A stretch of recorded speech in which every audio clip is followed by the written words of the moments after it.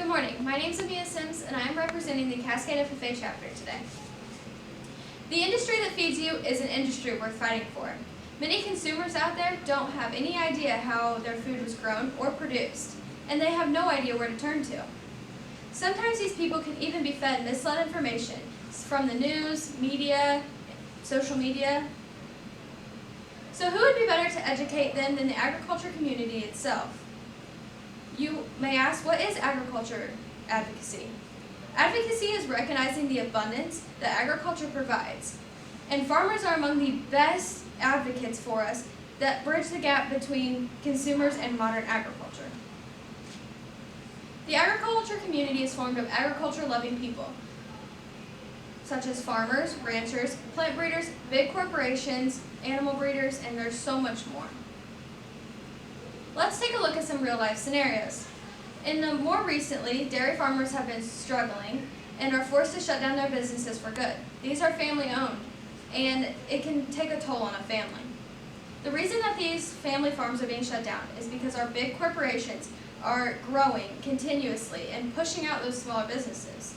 By raising awareness for this and advocating for them, we will be able to help them become stronger and prevent these farms from shutting down. Also struggling are farmers. Because of there is an increased amount of urbanization that is pushing the farmers away. By taking up the land, building warehouses, housing additions, shopping malls, etc.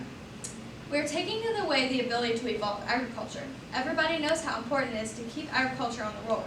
And if we're taking away the ground to do that, we're going to struggle continually. By advocating for that industry, we can make people more aware on why we need to keep farmland around to feed the world. Now recently, there was a law being considered to be passed about banning dicamba.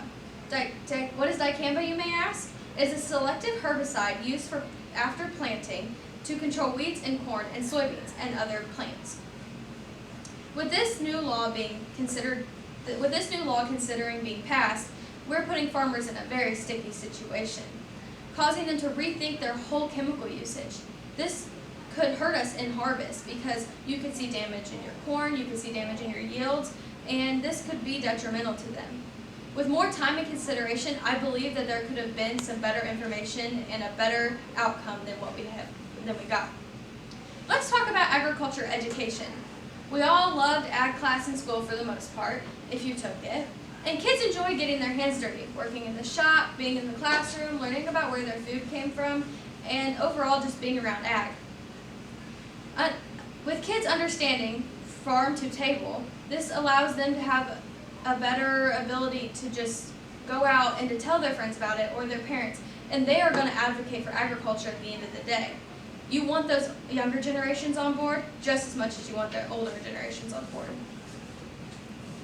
According to the USDA, in agriculture, we are consistently talking about advocating for our industry and promoting our way of life. This means that we can never just stop talking about agriculture, because if we do, our younger generations will have no idea how their food got to their table.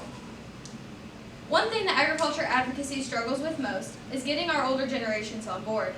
Let's be honest, we all love those stories from Grandma and Grandpa, and if you were from a farming family, those stories made you appreciate all the new technology and stuff that we have around now. Most older generations say this when asked to how they can advocate for agriculture. Social media is a young person's game.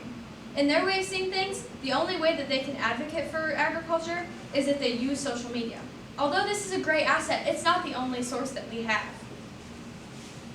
When we have older generations talking about their experiences raising livestock, growing crops, and all this stuff, we're going to have people that are going to become interested. When people are interested, they are more susceptible to learning. In conclusion, with the world changing around us every day, we need to keep up advocating for agriculture. Keeping this community up and running is an important task that everyone can be a part of. Advocating is all about getting people to understand why we do what we do. Thank you.